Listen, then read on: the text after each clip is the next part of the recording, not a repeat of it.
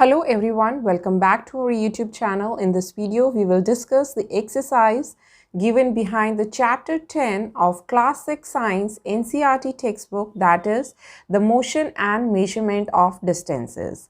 लेकिन इस वीडियो को स्टार्ट करने से पहले अगर आपने हमारा प्रीवियस वीडियो नहीं देखा है जिसमें हमने चैप्टर 10 को दो पार्ट्स में फुल डिटेल्स में एक्सप्लेन किया है, तो प्लीज़ आप उन दोनों पार्ट्स को ज़रूर देखें। इससे आपको चैप्टर को समझने में काफ़ी आसानी होगी और दोनों ही वीडियो के लिंक्स डिस्क्रिप्शन बॉक्स में दिए गए हैं। तो आइए इस वीडियो को स्टार्ट करते हैं and let us discuss the exercise. Now question number 1 says give two examples each of modes of transport used on land, water and air.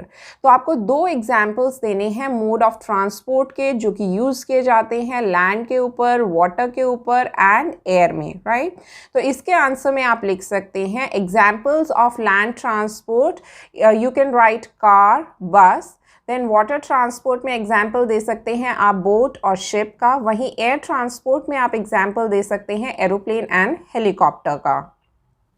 Now question number 2, fill in the blanks. इस question में हमें blanks को fill up करना है। So the first one is 1 metre is dash centimetre.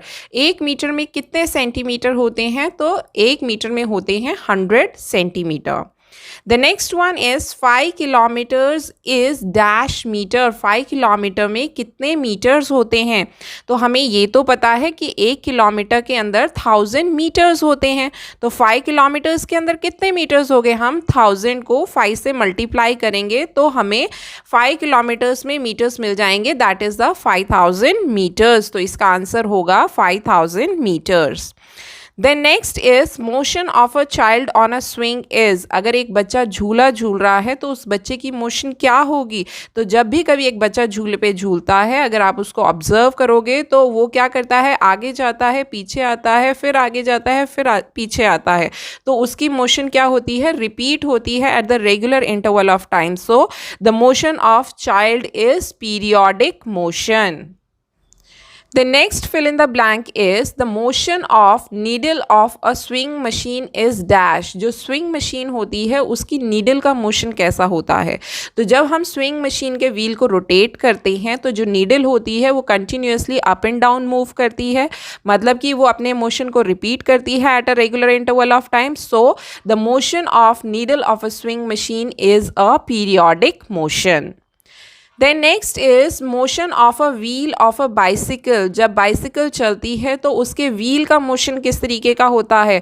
तो wheel क्या करता है? अपने एक्सिस पर रोटेट करता है। तो जो मोशन होगी व्हील की, that will be the rotational motion. Now question number 3, why can a pace or footstep not be used as a standard unit of length? क्यों हम pace या फिर footstep को नहीं यूज़ करते हैं as a standard unit of length? तो इसका रीज़न ये होता है कि जो pace या फिर footstep की जो length होती है वो वेरी करती है person to person। अगर आप measurements लेंगे इनके थ्रू तो measurements भी वेरी करेंगे, so they will lead to the confusion। तो आप इसके आंसर को लिख सकते हैं pace और footstep cannot be used as a standard unit of length because the length of the pace and footstep it varies from person to person, so the measurements taken will also vary from person to person and hence will lead to the confusion।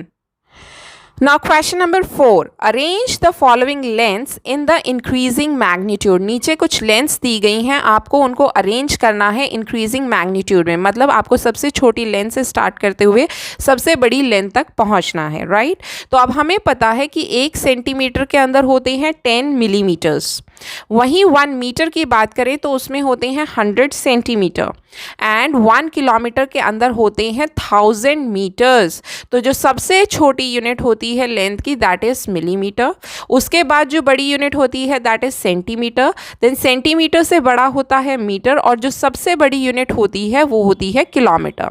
Now अगर हम इस length को arrange करें increasing magnitude में तो सबसे जो छोटी लेंथ होगी दैट विल बी 1 मिलीमीटर, उसके बाद आएगा 1 centimetre, then it will be 1 metre and lastly we will write 1 kilometer. So this is how we can arrange the given length in the increasing magnitude. Now question number 5. The height of a person is 1.65 meter. you have to express it into centimeters and millimeters. तो अभी जो height है person की वो हमें metres में दी गई है और हमें इस हाइट को एक्सप्रेस करना है सेंटीमीटर्स में एंड मिलीमीटर्स में. नाउ हमें पता है कि 1 सेंटीमीटर के अंदर होते हैं 10 मिलीमीटर. वहीं 1 मीटर की बात करें तो 1 मीटर के अंदर होते हैं 100 centimetre. Now height of a person is 1.65 metre. तो इसके अंदर कितने सेंटीमीटर होंगे? तो 1 मीटर के अंदर तो होते हैं 100 सेंटीमीटर. सो 1.65 मीटर के अंदर बनेंगे 1.65 into 100 centimetre which will come out to be 165 centimetre. Now अब हमने हाइट को मीटर से सेंटीमीटर के अंदर कन्वर्ट कर लिया है. नाउ सेंटीमीटर से अब हमें मिलीमीटर्स में भी चाहिए हाइट. तो हमें पता है 1 सेंटीमीटर के अंदर होते हैं 10 मिलीमीटर.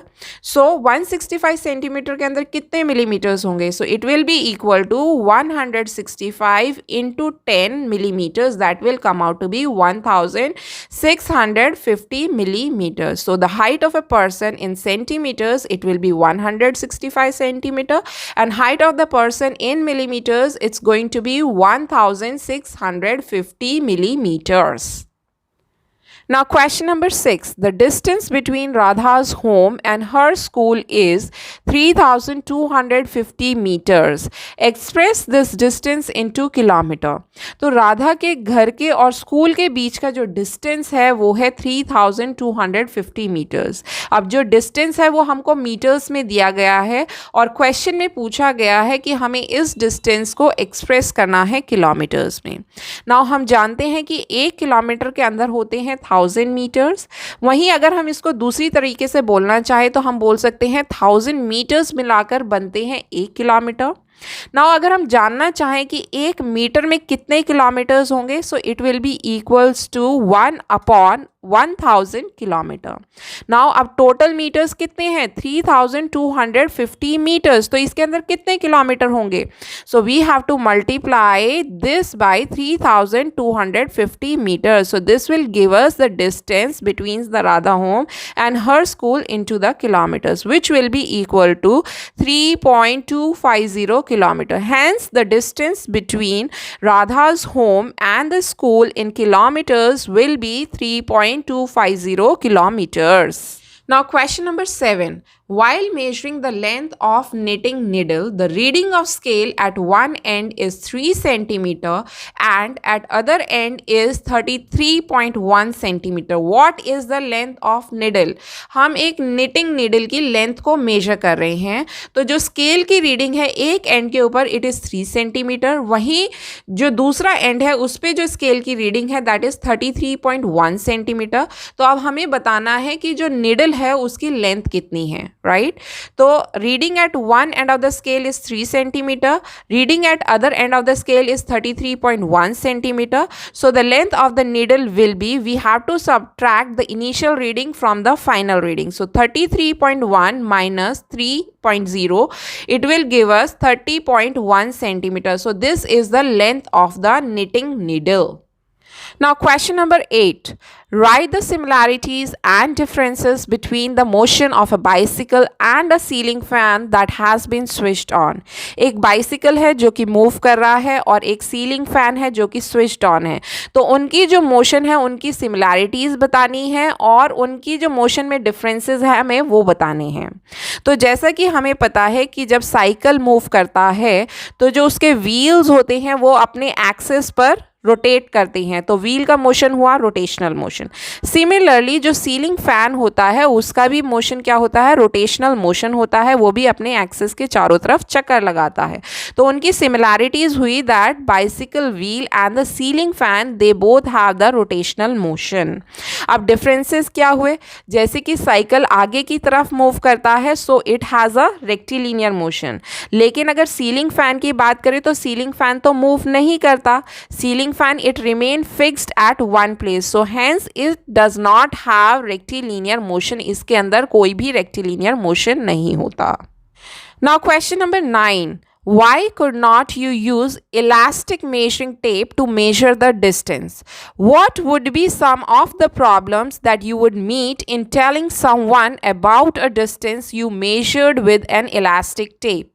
आपके पास एक इलास्टिक मेजरिंग टेप है, तो आप इस टेप को क्यों नहीं यूज़ कर सकते हैं एक डिस्टेंस को मेजर करने के लिए? आपको रीज़न बताना है और साथ साथ ये भी बताना है कि अगर बाई चांस आप इस टेप को यूज़ करते हैं तो आपको डिस्टेंस को मेजर करने में क्या क्या परेशानियाँ आएंगी। तो अब हमें पता है कि जो मटेरियल है मेजरिंग टेप का वो इलास्टिक है। अगर हम इस तरह के टेप को यूज़ करेंगे किसी भी डिस्टेंस को मेजर करने के लिए तो वो स्ट्रेच हो सकता है वाइल टेकिंग द मेजरमेंट। तो जब वो स्ट्रेच हो जाएगा तो हमें क्या मिलेंगी? डिफरेंट लेंथ्स मिलेंगी सेम ही मेजरमेंट की, तो वो क्या होंगे? They will be the inaccurate measurement. So you can write it answer as the tape is elastic, so it can get stretched while taking the measurement. Hence, it will show different lengths for the same measurement. So, it will give the inaccurate measurements. Now question number 10, give 2 examples of periodic motion. आपको 2 examples देने हैं periodic motion के। तो periodic motion में क्या होता है? जो ऑब्जेक्ट्स होते हैं वो अपने मोशन को रिपीट करते हैं after a regular interval of time. तो इसके एग्जाम्पल्स में आप लिख सकते हैं रोटेशन ऑफ अर्थ। जब अर्थ अपने एक्सिस के चारों तरफ रोटेट करता है तो एक रोटेशन को कंप्लीट करने में उसको 24 आवर्स लगते हैं, और जब वो अपना एक रोटेशन कंप्लीट कर लेता है तो वो दोबारा से रोटेट करना शुरू करता है, मतलब अपने मोशन को रिपीट करता है। So rotation of earth is an example of periodic motion. Then next example आप लिख सकते हैं स्विंगिंग ऑफ पेंडुलम। जब एक पेंडुलम स्विंग करता है तो वो अपनी मेन पोजीशन से इधर आता है, फिर इधर जाता है, फिर इधर आता है, फिर इधर जाता है, तो अपने मोशन को रिपीट भी करता है, and that too after a fixed interval of time. So swinging of pendulum is also an example of periodic motion. So with this we complete the exercise. I hope आपको अच्छे से समझ आया होगा. In case you have any doubt, you can ask by writing in the comment section below. I will try to clarify it. लेकिन अगर किसी भी पॉइंट पे आपको वीडियो अच्छा लगा हो या फिर वीडियो ने आपकी हेल्प की हो कोई भी कॉन्सेप्ट क्लियर करने में, तो प्लीज़ आप इस वीडियो को ज़्यादा से ज़्यादा लाइक करें, शेयर करें अपने फ्रेंड्स के साथ और चैनल को सब्सक्राइब भी करें. Thanks for watching. Till we meet next.